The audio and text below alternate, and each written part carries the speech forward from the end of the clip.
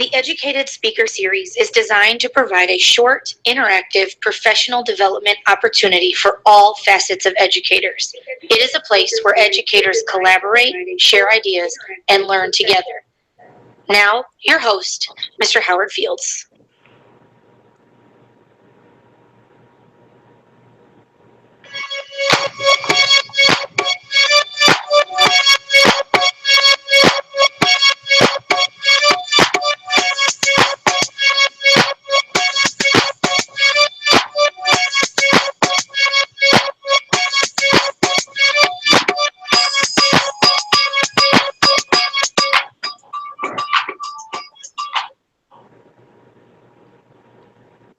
Thank you so much for joining us today for the Educated Speaker Series. We are so excited to bring some rich content to you all today.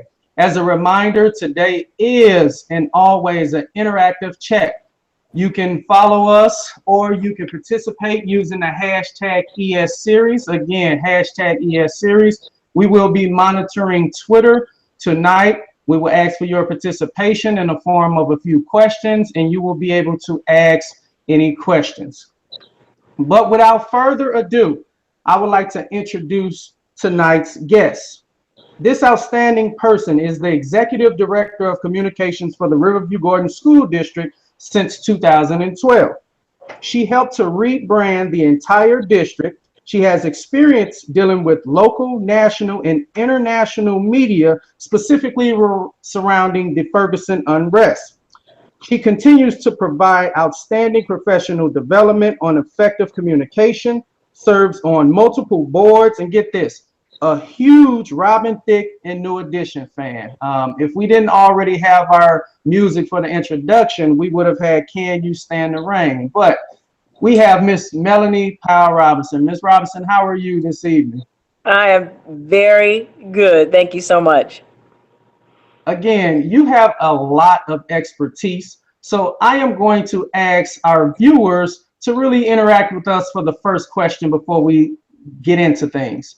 The first question number one, how do you use social media as an educator? If you can use the hashtag ES Series, preface your response with A1, and again, your response, ES Series. We will be monitoring Twitter throughout tonight's webcast. So, Ms. Robinson, I am going to ask you the question. How do you advise educators to use social media? Certainly, one of the things that we've been talking about is that there has been a very thin line between what educators are allowed to do and asked to do from the standpoint of their districts to represent the district, to represent teachers, their classrooms, and using social media as an advocate to give and provide information to parents, to get information to students. And it's a great tool. Social media is a great tool for educators when they are very well aware that they are a representative of the district, their classroom, their careers, their profession. And then they're using social media as just one more tool in an arsenal of ways to get information out to the broader public. I think one of the things that has happened recently is we're starting to see that there, again, there's a fine line between what's personal and what's professional. What is it that your district is asking for you to do? And then when do you get to turn off being a representative, or do you get to turn off being a representative? And how do you use social media in a personal platform? And does that somewhat come over into your professional way? Okay. Well, let's jump in it right away. I know in the news recently here in Missouri, we have a school district, and basically freedom of speech, you have personal versus professional opportunities on social media. Again, personal versus professional. You being a communications director, where do you draw the line?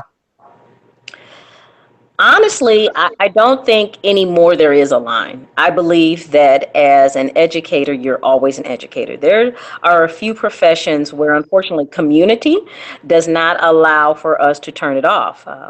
A police officer all the time. A doctor is a doctor all of the time. And we hold certain careers and professions in a light where we have an image that we want for for those professions. And unfortunately, an educator, especially a teacher in a classroom, is one of those professions where community does not see an educator as anything but that. That's my principal. That's my classroom teacher for my child.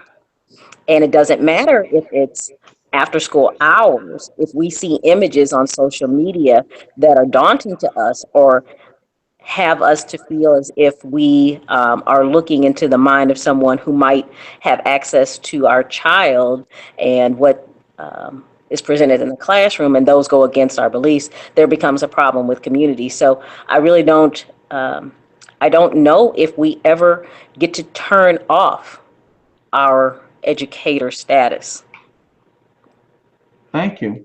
Let's shift gears a little bit because I know we're going to have a lot more to discuss on that topic. In your introduction, I stated that you were responsible for helping to rebrand an entire district. So I must ask you this question.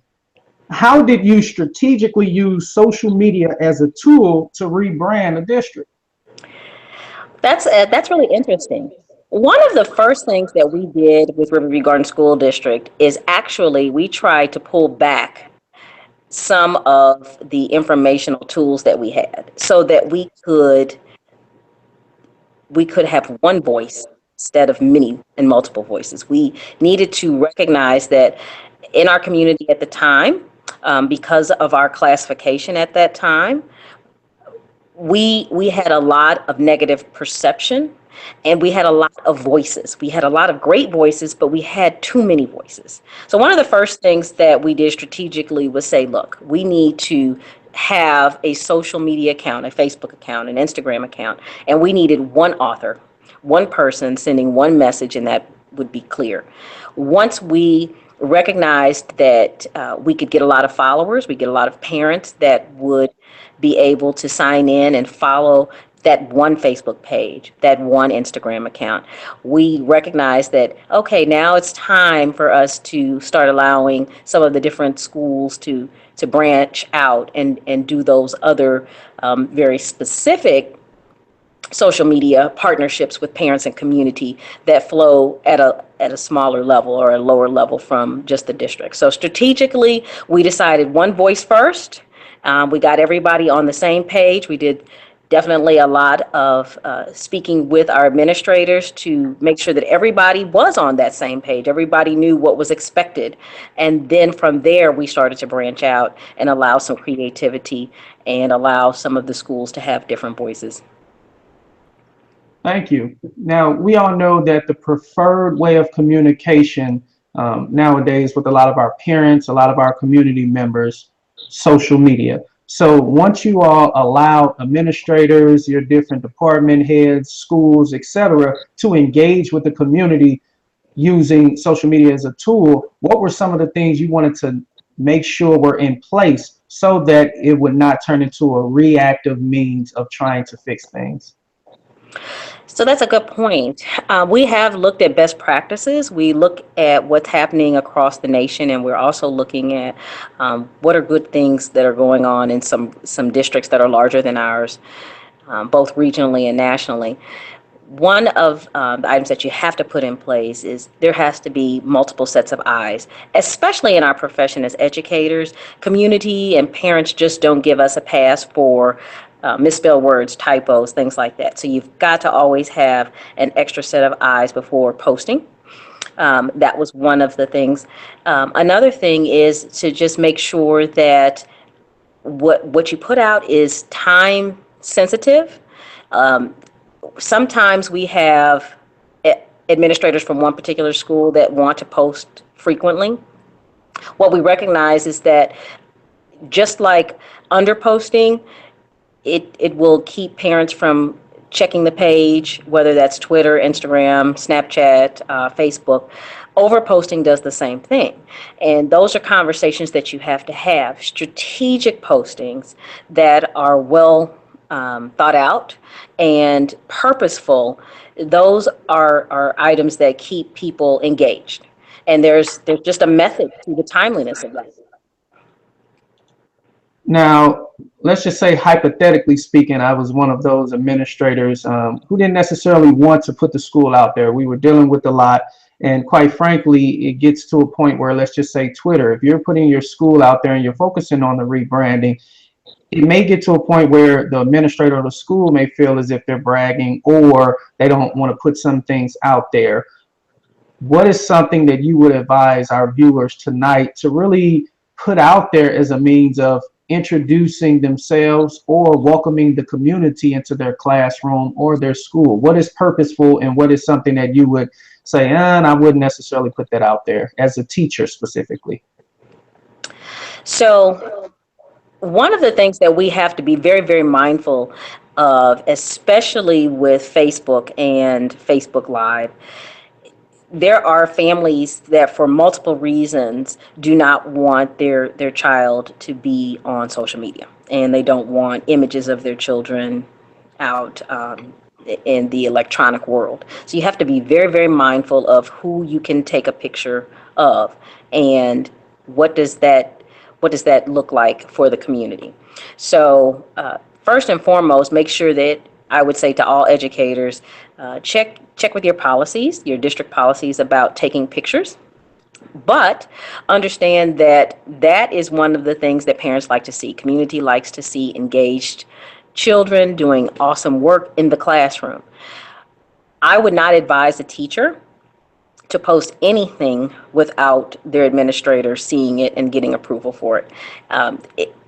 There's nothing that has to be posted so urgently that you can't get an administrator's approval prior to posting that.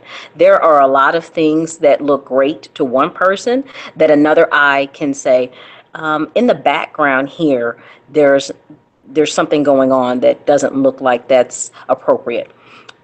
Or this particular child's mother would prefer for whatever. And that's not a good picture. But pictures are also a great way to tell a very good story. It's a way to capture what's going on in the classroom. It shows engagement. It shows that education is occurring. So that's one thing. Certainly, I would have teachers think about posting items that parents have already indicated that they would like to see. So if a parent wants to know when the next PTO is, certainly put that out. If a parent would like to know when the next time PE is, certainly those kinds of things, you can adapt your social media around those items. But I personally don't believe that a teacher should be the one driving the social media posts for a particular school, because each teacher has a creativity that is very unique. And all of that has to be funneled up through that one school. And that school has a brand.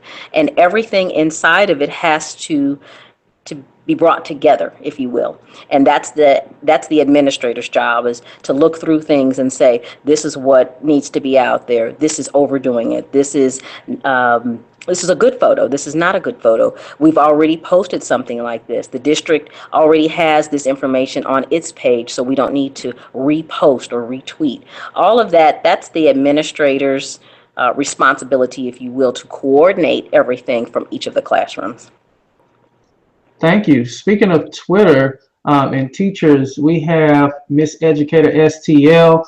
I have used Twitter to communicate with parents, staff members, and former students. So again, if you are watching us tonight, thank you. Make sure you respond to the questions. But I think it is time for our second question of the night. We will have two questions tonight. The second question is as follows.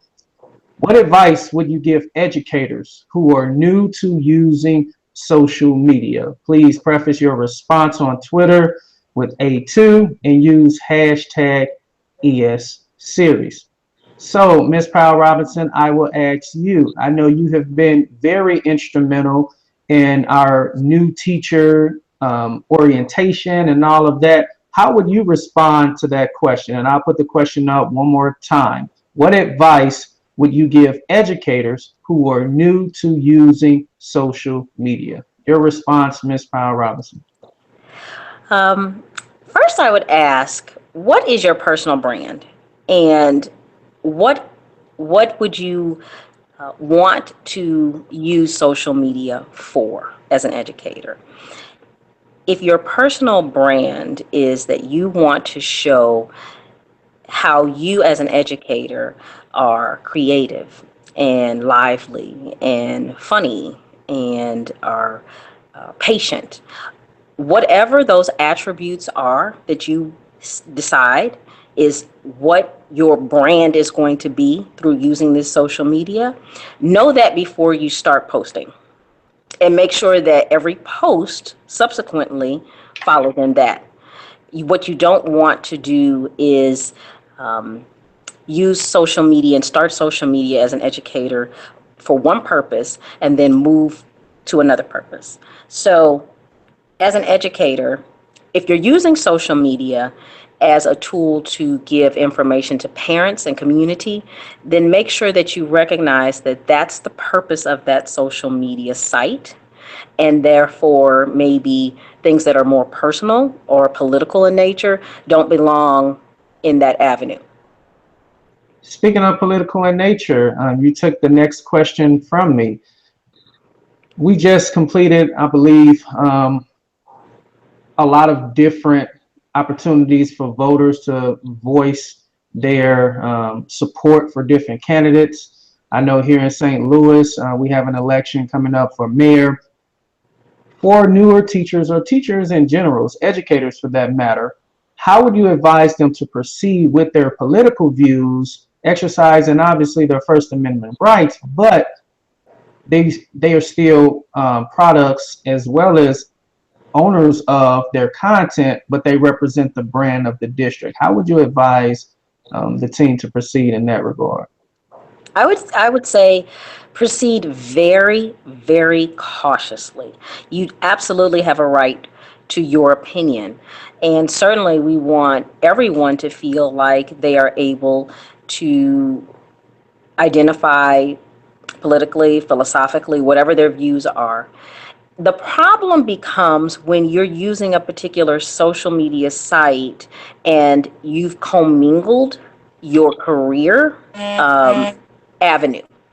So if you are, let's say, on Facebook as not your particular name, but Miss Gibson Elementary or Gibson Teacher 104, you've now made yourself a representative of the school and no longer really own, if you will, the right to have personal information through that. So there's a very, very fine line. And with regards to those social media accounts, which are extremely personal in nature, you would hope that those people that you have friended are truly friends. They're not parents. They are not people in the community who are watching you.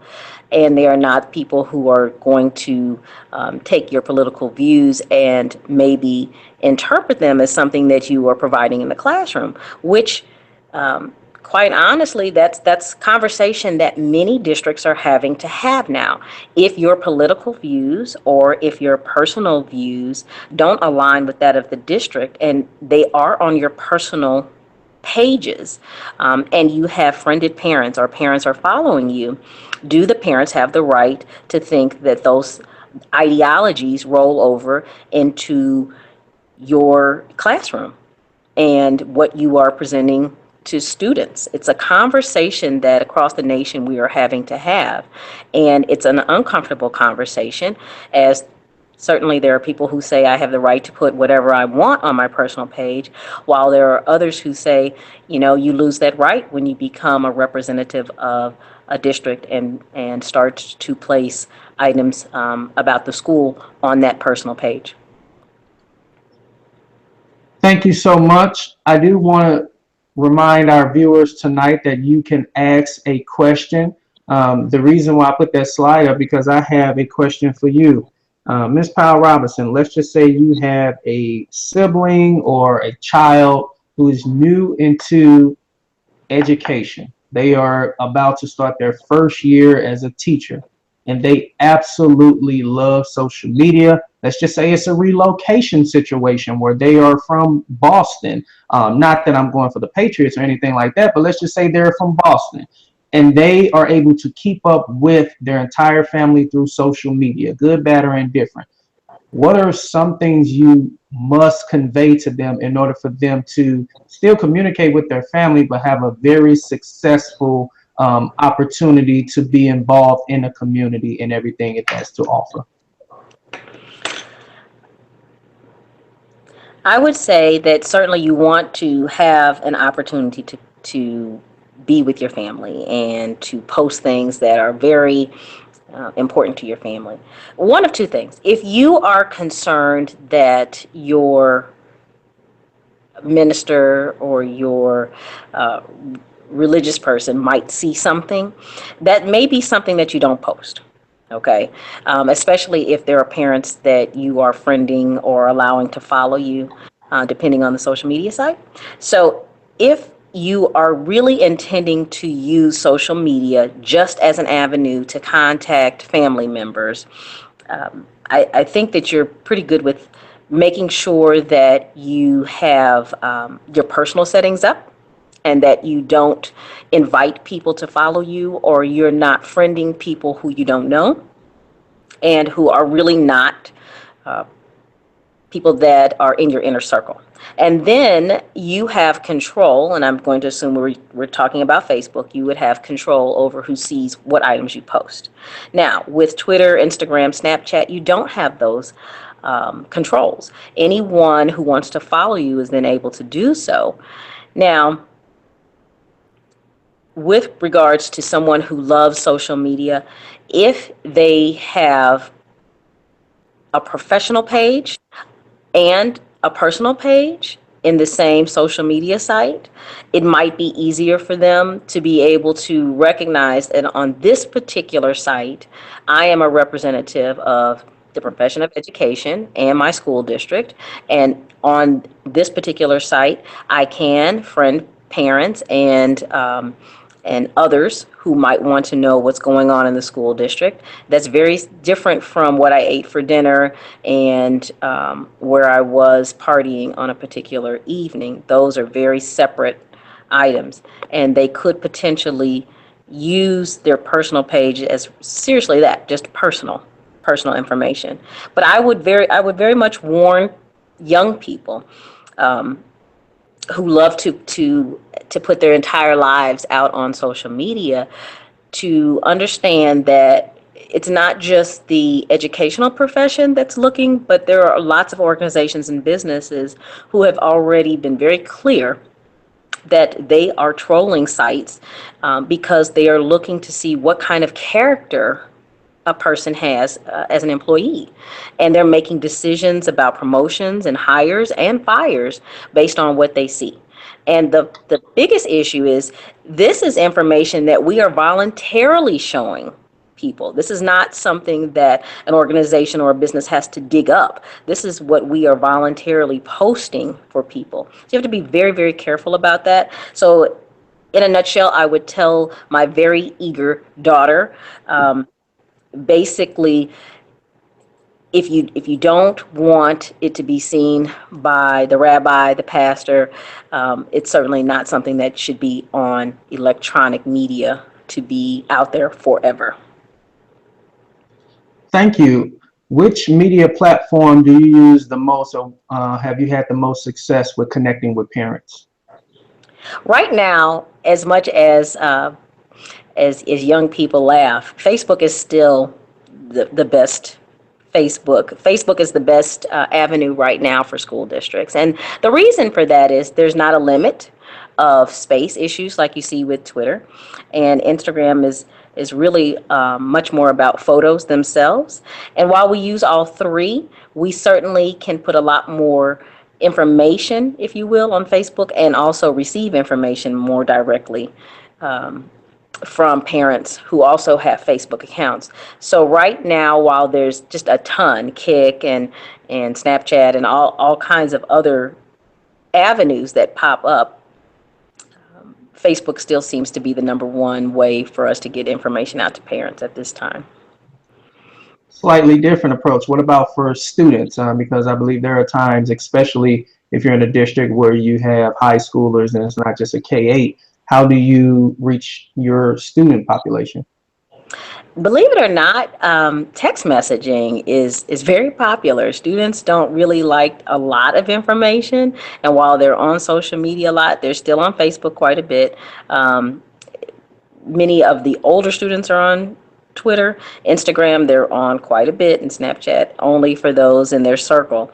But certainly for us anyway, we see that direct communication, if students give us their phone numbers and they want information and we go ahead and text them that information, they enjoy that. Last question before I ask if you have any closing comments. We have a question for Twitter, and I think this is right up your alley given the conversation we had the other day. What about being tagged in a post? Miss Powell Robinson, I didn't do that. That was a friend of mine. They tagged me into something. I wasn't even there. How do you advise educators to proceed with the tagging of posts? I think that is a spectacular question. I think it's an absolutely fabulous question. What we have noticed is that sometimes it's not the educator who has uploaded a photo that's, if you would consider, unbecoming in nature. So let's just give an example of a what if. So Sally, Miss Sally, goes on a trip out of town with some of her best friends for a wedding. And everybody the night before consumes a lot of alcohol, and they do a lot of dancing and drinking, and there's video and there's photos. Well, Miss Sally knows better than to put those photos on her webpage. However, her good friend does that for her and tags her. So that means that now everyone who's on Miss Sally's page can see that.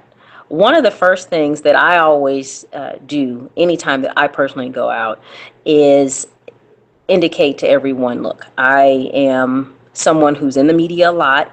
I have to protect my brand. I have to protect my image. So before the night even starts, I need for you to know that I am not giving permission to be in the video. I'm not giving permission to be in the photo. And those people who are around me already understand that and normally don't take photos.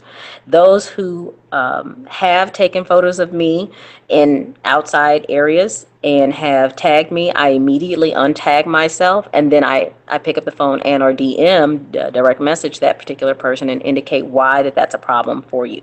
Now, mind you, we start having to have these conversations for a lot of reasons. And it's not just for educators because the educators themselves are worried about employment.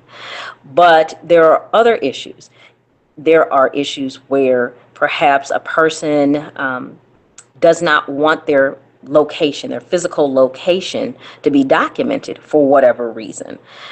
So I would say we have to have conversations, number one, with the people that we're around to let them know why it's extremely important for you not to be tagged in and or videotaped, or in those instances where you are, for those things to be really shared just between family and friends, not really the entirety of the world. But we also then have to start recognizing that we need to do the same thing. We don't always or should not always feel comfortable to tag everybody in our photos because the same thing might apply for them. Thank you so much. Again, if you missed today's show or if you are joining us towards the end, as soon as we press stop broadcast, this show will be archived. We had a lot of rich content, a lot of good conversation. So please share the link and you can go back and visit, because normally to get knowledge like this, it will even cost you, and this is free coming from Miss Melanie Powell Robinson. I truly appreciate it. Before I go into the closing, I would also like to remind everyone, if you would like to see a particular topic discussed on the Educator Speaker Series, in the description below, we will have a link for you to go in. It is a Google form, and you would just click whatever conversation or topic you would like for us to have. Before I ask one more question, I also want to remind everyone that this is our 8th show. We will have a 9th as well as a 10th show, and based on your feedback, we will know which angle we will go. The reason why I bring that up, we are very excited with someone we are speaking to right now to try to get them here for a 10th or 11th show. Now, Ms. Powell Robinson, do you have anything in closing that you would like to provide our viewers as it pertains to educators using social media? I would like for all educators to take a look and Google and put in the Google search educators or teachers, social media, and situations. And go through, see what's going on in our nation and see what's happening so that they can feel empowered about their rights. I would like for all educators to speak with their districts about their current policies. And I would then like for everyone to use what we used to refer to as maybe more of a commonsensical approach about their personal brand and what do they want to tell the world? What do they want their students to see? Because ultimately, that's what the conversation or the fight, if you will, is about. What will the students see and how does that affect the classroom? And what behaviors and ideologies and philosophies will do that? So closing would be, certainly we want to not be afraid of social media. We want to use that as a great opportunity, but we want to make sure that we're doing that with the knowledge that these things aren't easily erasable and that everybody's watching all the time. Thank you so much, Ms. Powell Robinson. And on behalf of the whole entire Riverview Garden School District, especially Koch Elementary School, thank you so much. As you stated before, we have continued to work hard in the district, and you are certainly one of the individuals that will continue to help us move forward. A lot of the things that we're doing, a lot of the positive quotes, a lot of the positive news that we have been attracting recently, it has been based on your level of professionalism and everything that you're doing. So I know communication directors, just like superintendents, they are not told thank you enough, but keep up the magnificent work. Thank you so much. Again, thank you all for joining us for the Educator Speaker Series. We look forward to seeing you in February for our 9th show. Until then, have a blessed evening. Thank you.